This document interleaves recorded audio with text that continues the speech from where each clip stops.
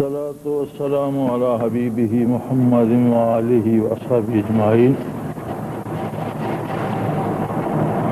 أعوذ بالله من الشيطان الرجيم. بسم الله الرحمن الرحيم.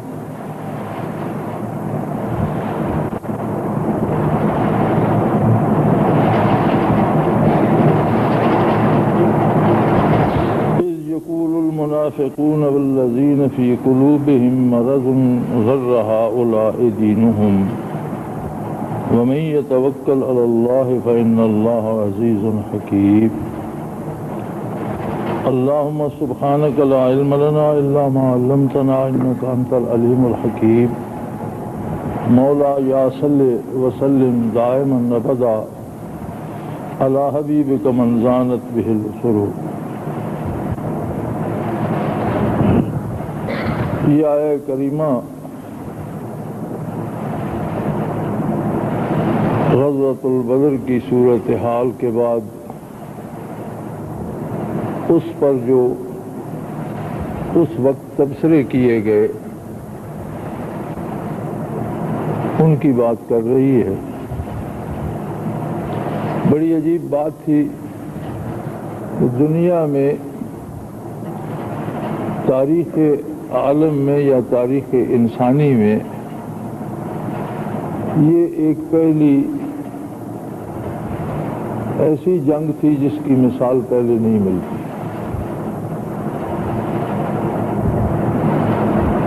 جنگیں ہوتی ہیں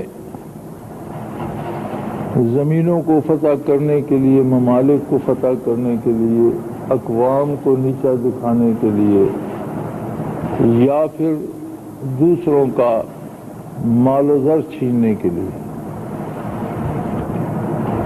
اس جنگ میں ایسی کوئی بات نہیں تھی.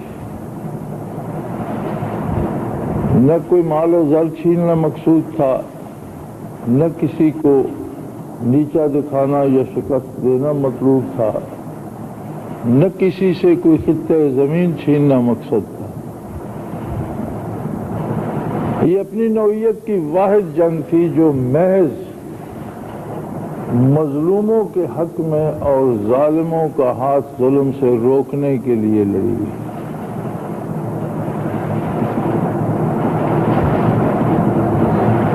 ظالم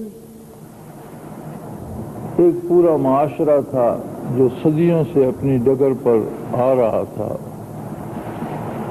اس معاشرے کا قانون طاقتور کی رائے تھا.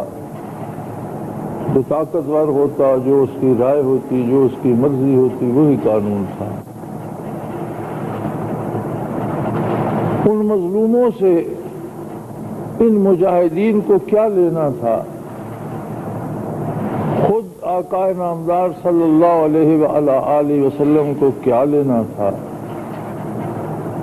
ان مظلوموں سے نہیں لینا تھا، بلکہ حضور صلی اللہ علیہ وآلہ وسلم اللہ کریم کی طرف سے آخری نبی اور آخری رسول ساری انسانیت کے لیے مبعوث ہوئے. اور رسول دو ہی کام کرتا ہے، دو ہی فرائض منصبی ہوتے ہیں اس کے. ایک بندوں کا تعلق اللہ کے ساتھ، بندوں کو رہنمائی فرمانا، اللہ کی ذات اور اس کی صفات کے بارے اطلاع دینا، اللہ کی خوشنودی اور ناخوشی سے آگاہ کرنا، اعمال اور کردار پر مرتب ہونے والے اجر کے بارے مطلع کرنا. یعنی بندوں کے اور خالق کے جو تعلقات ہیں ان میں رہنمائی فرمانا، انہیں استوار کرنا. دوسرا کام ہوتا ہے رسول کا کہ جو رشتہ بندوں کا بندوں کے ساتھ اس میں توازن پیدا کیا جائے اور اللہ کی زمین پر اللہ کی مخلوق پر کوئی ظلم نہ کرے. قرآن حکیم نے یہ اصول بیان فرمایا، وَقَاتِلُوا حَتَّى لَا تَكُونَ فِتْنَةٌ وَيَكُونَ الدِّينُ كُلُّهُ لِلَّهِ. تب تک جہاد کرتے رہو، تب تک قتال کرتے رہو جب تک کوئی فتنہ باقی نہ رہے اور سارا نظام محض اللہ کا ہو جائے کہ جس بندے کو بحیثیت انسان جو حق اللہ نے دیے ہیں ان حقوق میں کوئی مداخلت نہ کر سکے۔ یہ بات اس معاشرے میں سوچی بھی نہیں جا سکتی تھی کہ کمزوروں کی طرف سے، مظلوموں کی طرف سے، جن میں خود ظالم کا ہاتھ روکنے کی سکت نہیں ہے، ان کی طرف سے بغیر کسی دنیاوی معاوضے یا لالچ یا فائدے کی توقع کیے ہوئے کوئی شخص ظالموں کے خلاف میدان میں اترے گا جو ایک پورا معاشرہ۔ دوسری عجیب بات یہ تھی کہ ظلم کی طرف فوجی طاقت زیادہ تھی، اسلحہ زیادہ تھا، راشن اور کھانے پینے کی فراوانی تھی، اونٹ اور گھوڑے سواری کی فراوانی تھی، اور مکہ مکرمہ کے چیدہ چیدہ جنگجو اور جاں باز اس میں شامل تھے اور ان کی تعداد 1000 تھی، 1000 کے لگ بھگ تھی کم و بیش۔ دوسری طرف نبی اکرم صلی اللہ علیہ وسلم کے ہمراکاب 313 تھے، جن میں کچھ بچے تھے، کچھ بوڑھے تھے۔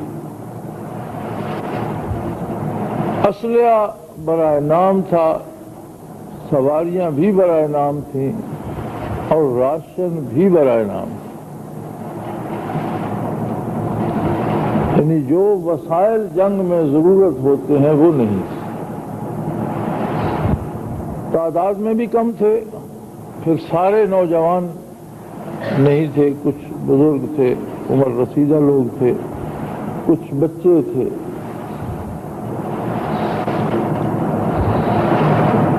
عالم یہ تھا کہ کسی کے پاس صرف ایک چادر تھی جو اس نے کمر کے گرد لپیٹ کر گردن کے پیچھے گانٹھ اور گرہ دے لی تھی، اور وہ چادر بھی اتنی چھوٹی تھی کہ ان میں سے جب ایک صحابی شہید ہوئے تو ان پر اسی چادر کا کفن ڈالا گیا تو پاؤں اگر ڈھانپے جاتے تو سر ننگا ہو جاتا اور سر ڈھانپا جاتا تو پاؤں ننگے ہو جاتے، تو حضور نے فرمایا کہ پاؤں پر گھاس رکھ دو اور سر کو چادر سے ڈھانپو۔ یہی عالم اسلحہ کا تھا، 8 زریں، 6 گھوڑے، 2 تلواریں، کچھ نیزے اور باقی تیر کمان تھے۔ راشن کا یہ عالم تھا کہ عین میدان کارزار میں نبی اکرم صلی اللہ علیہ وسلم نے 5 کھجوریں فی جوان تقسیم فرمائیں، یہ دن بھر کے جہاد کے لیے مجاہدین کا اور غازیوں کا راشن۔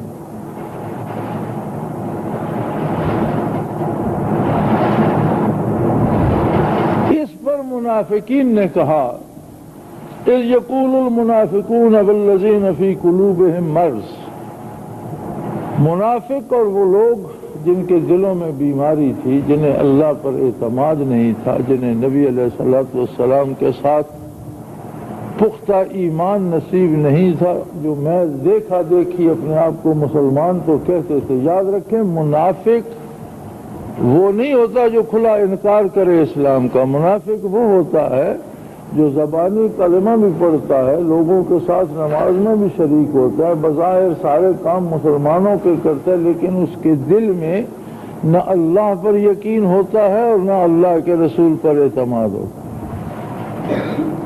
وہ دنیاوی فائدے کے لیے قرآنی احکام کو پامال کر سکتا ہے، وہ دنیاوی فائدے کے لیے نبی علیہ الصلوۃ والسلام کے احکام کو پامال کر سکتا ہے، وہ دنیاوی مفاد کے لیے اللہ کی اطاعت چھوڑ سکتا ہے اور دنیا داروں کی اطاعت میں جا سکتا ہے، اسے منافق کہتے ہیں۔ جب منافق کا لفظ آتا ہے تو یہ یقین جان لیجئے کہ یہ شخص نام کا مسلمان تھا لیکن عملاً کافروں سے بھی گیا گزرا۔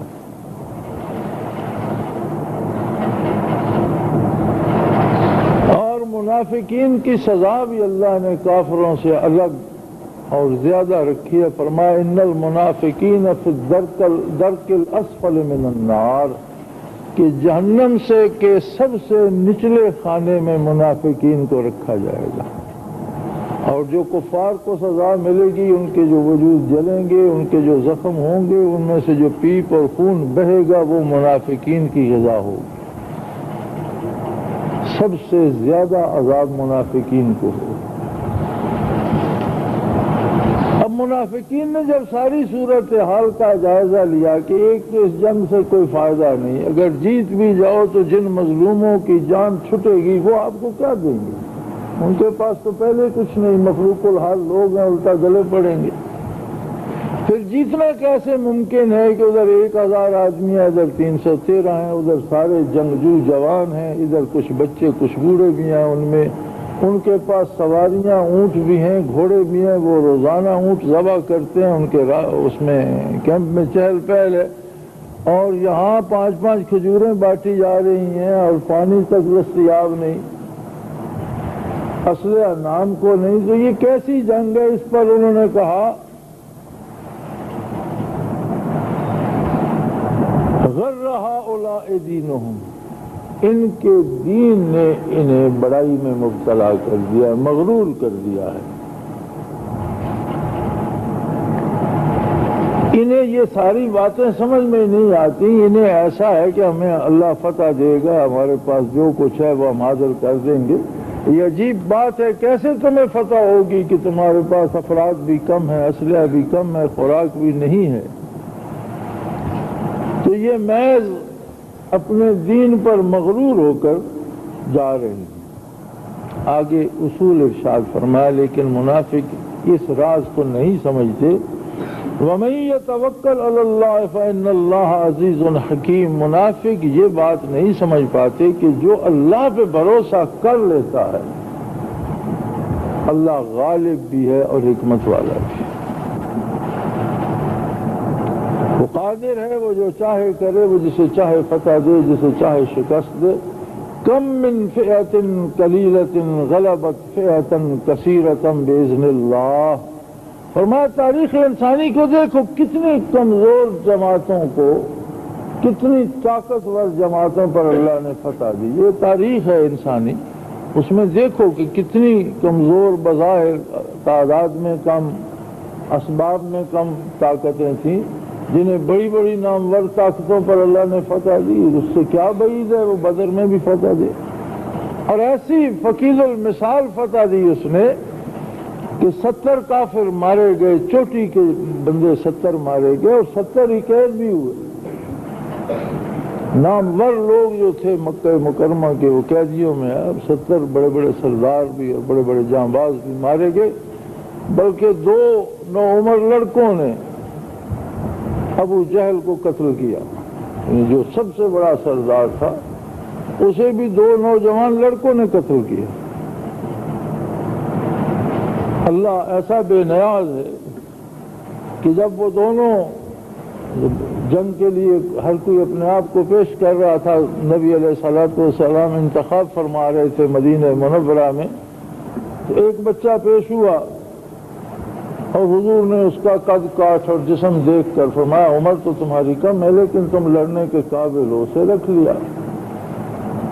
جب دوسرا پیش ہوا تو وہ اس سے قد کاٹ میں بھی کم تھا، آپ نے فرمایا تمہاری عمر بھی کم ہے، تمہاری جسامت اور قوت بھی کم ہے، لہذا تمہیں ساتھ نہیں لے جایا جائے گا۔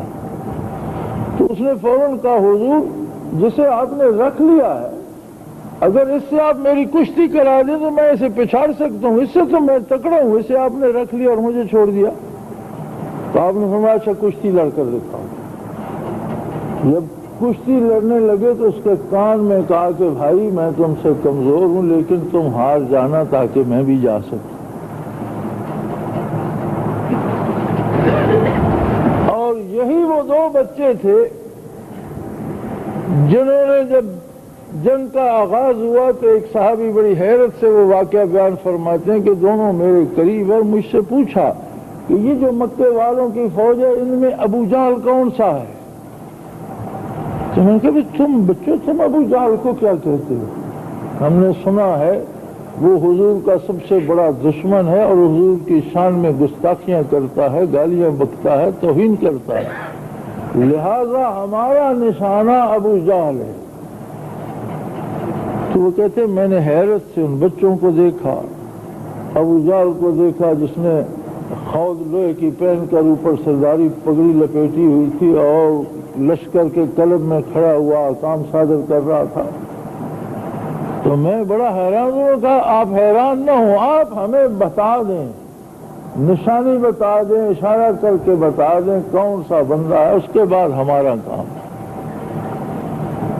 وہ فرماتے ہیں میں نے اشارہ کر کے بتا دیا کہ وہ جو شخص اس طرف کھڑا ہوا آگے پیچھے فوج کو بڑھا رہا ہے وہ ابو جہل۔ تو کہتے ہیں میں نے دیکھا کہ وہ تیر کی طرح لپکے اور ابو جہل کو زخمی کر دیا۔ اکرمہ بن ابی جہل رضی اللہ تعالی عنہ جو فتح مکہ کے بعد مسلمان ہو گئے تھے، بے شمار جنگوں میں حصہ لیا اسلام کی طرف سے اور بڑے مانے ہوئے جرنیل تھے، انہوں نے باپ کو بچانے کے لیے حملہ کیا، ایک بچے کو تلوار ماری جو اس کے کندھے میں لگی، لیکن بازو کٹنے کی بجائے ایک پٹھا اڑا ہوا رہ گیا اور وہ اس طرح اس کے آگے پیچھے جھول رہی تھی۔ تو اس ننھے بچے نے، نوعمر بچے نے پاؤں کے نیچے ہاتھ رکھ کے جھٹکا مارا اور توڑ دیا کہ یہ مجھے اڑا رہی ہے، اور دونوں نے ابو جہل کو گرا لیا اور انہی کے ہاتھوں مارا گیا۔ جنگ ختم ہوئی، حضرت عبداللہ ابن مسعود رضی اللہ تعالی عنہ مشہور راویان حدیث میں سے ہیں، انہوں نے دیکھا کہ ابھی اس میں سانس کی رمق باقی ہے۔ نبی علیہ الصلوۃ والسلام نے ان کی ڈیوٹی لگائی کہ جا کر دیکھو زخمیوں میں کون کون پڑا ہے، مردوں میں کون کون ہے، اور مجھے بتاؤ کون کون مارا گیا۔ تو ابو جہل کے پاس پہنچے تو اس میں سانس کی رمق ابھی باقی تھی۔ شروع زمانے اسلام میں عبداللہ ابن مسعود اسلام لائے تو ابو جہل نے انہیں تھپڑ مارا تھا، اور اس کے ہاتھ کی انگوٹھی کا یہ جو نگینے والی طرف ہے یہ اندر تھی، تو ان کا یہاں سے کان پھٹ گیا۔ وہ اس کے سینے پر چڑھ کر بیٹھ گئے تو اس نے آنکھ کھول کے دیکھا اور کہنے لگا کہ تم ہو تو ایک چرواہے لیکن بڑی بلند جگہ پر بیٹھے۔ انہوں نے فرمایا بے ایمان میں تو تیرا سر کاٹنے لگا ہوں۔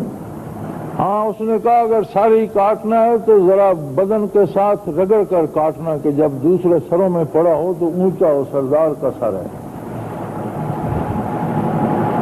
انہوں نے اس کا سر قلم کر دیا، اب اٹھا کر لے جانے لگے تو اٹھایا نہیں جا رہا تھا، جب کھینچتے تو گھسٹتا ہوں، کہا کہاں تک میں کھینچ کر لے جاؤں گا، ایک تسمہ نکالا اور کان میں سوراخ کر کے تسمہ ڈالا اور تسمہ کھینچ کر چل پڑے اور بارگاہ نبوی میں لے گئے۔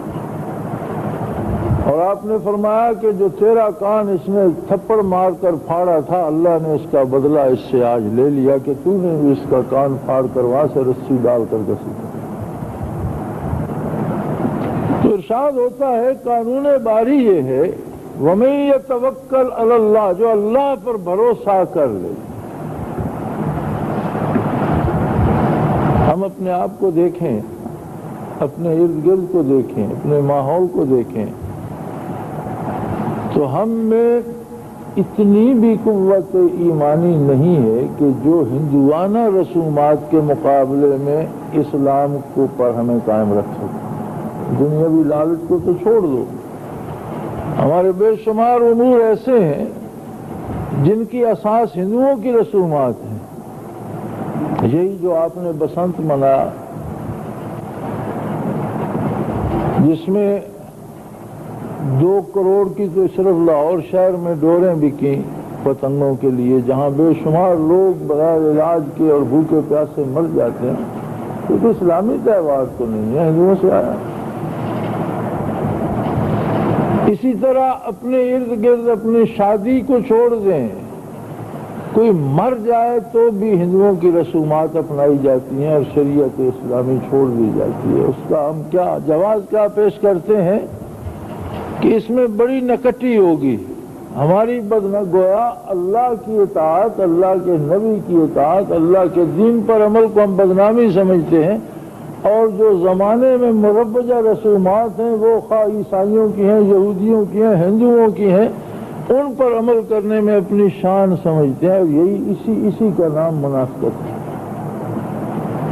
کہ بظاہر مسلمان بھی ہو، حج بھی کرے، عمرے بھی کرے، نمازیں بھی پڑھے، روزے بھی رکھے، لیکن جب عمل کی باری آئے تو اسے اپنا نفع اللہ کے احکام اور اللہ کے نبی صلی اللہ علیہ وسلم کے احکام کو چھوڑ کر دوسری طرف جانے میں ملے۔ یہ حال تو ہمارا اپنا، ہمارے معاشرے کا ہے۔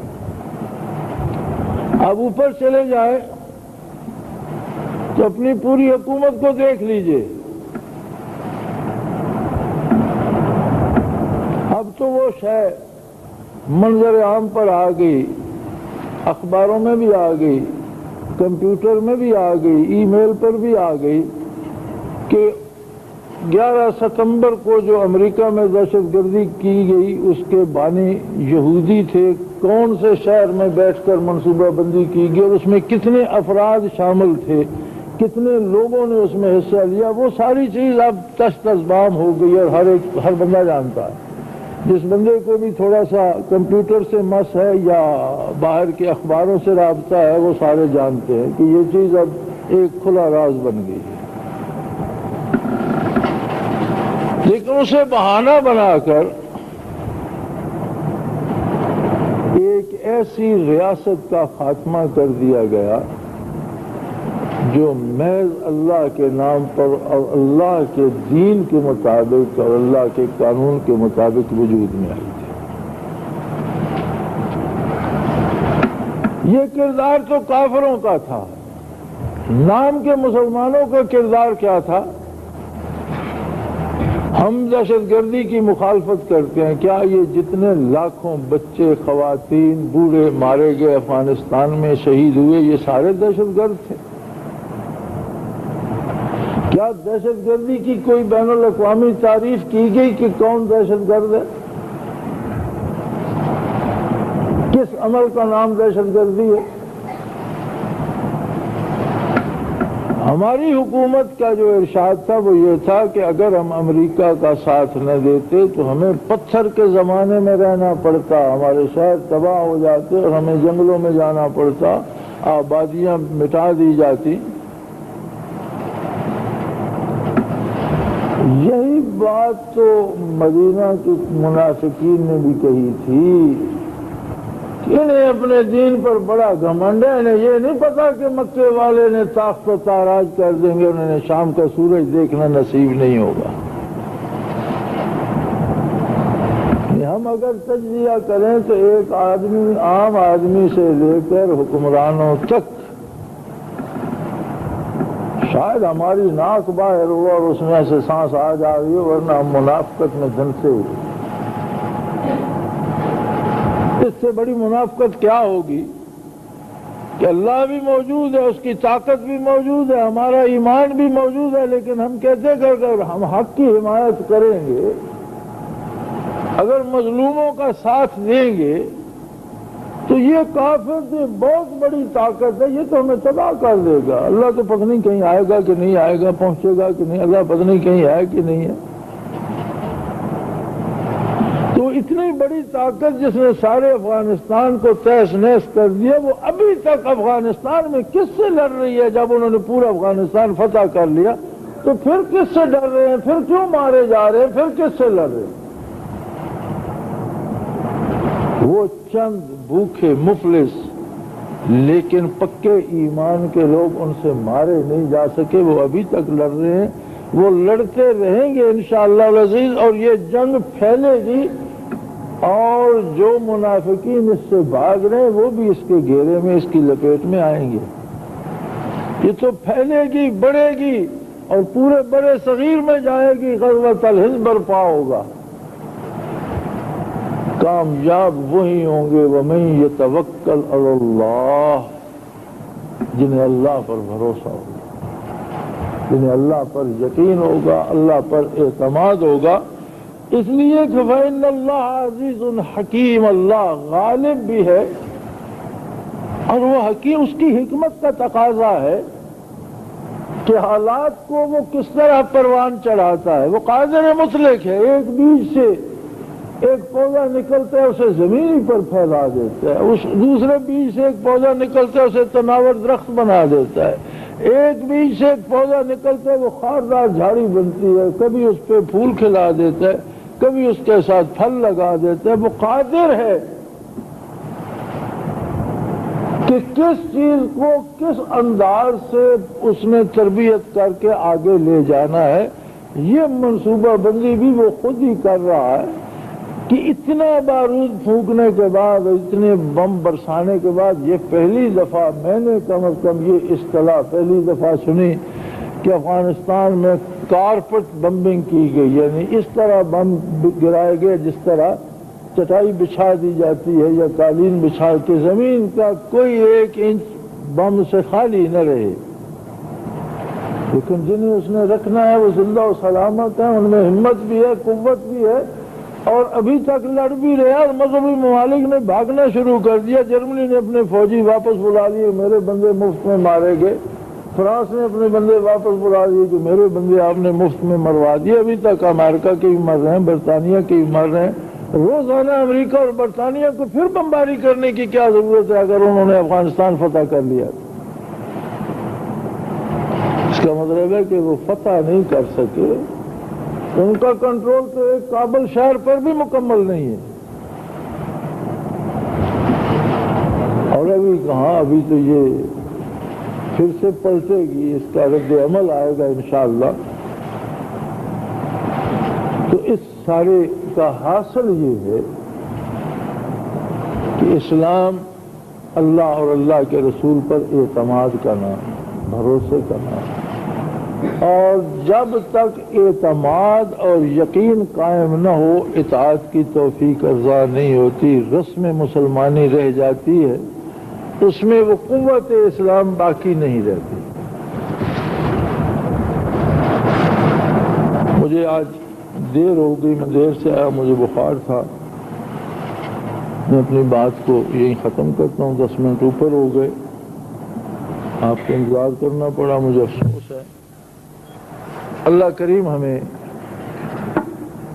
اپنی ذات سے اتنی آشنائی دے دے کہ ہم اس پر بھروسہ کر سکیں. وآخر دعوانا الحمدللہ رب العالمین.